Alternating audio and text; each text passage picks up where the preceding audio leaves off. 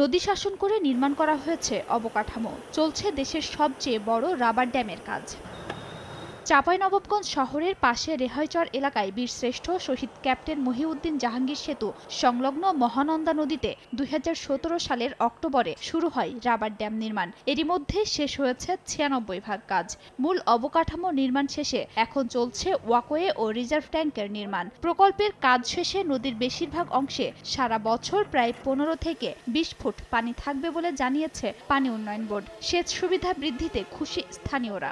এই নদীটা আমাদের এখানে রাবার ড্যাম হলে আমরা ১২ মাস পানিটা পাবো। যে মরু এলাকা হয়ে গেছিল সে জায়গাগুলোতে সেচ প্রকল্পের দ্বারা কৃষি সবচেয়ে বেশি ফলন হবে। এটা পরিবেশ বিপর্যয় থেকেও আমাদেরকে রক্ষা করবে।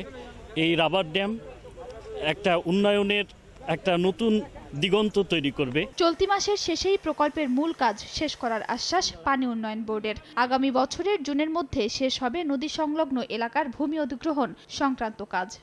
নগদে ৫০০ টাকা বা তার বেশি পেমেন্টে পেতে পারেন ঢাকায় জমিসহ ২০ কোটি টাকার পুরস্কার। এই রাবার ড্যাম নির্মাণ অঙ্গটার আমার কাজের অগ্রগতি এখন ৯৬%। আমরা এই জুনের ভিতরেই অবশিষ্ট কাজ শেষ করব। ৩৯৩ মিটার দৈর্ঘ্যের রাবার ড্যামটি নির্মাণে ব্যয় ধরা হয়েছে প্রায় ২৪৬ কোটি ৮৯ লাখ টাকা। সময় সংবাদ, চাঁপাইনবাবগঞ্জ।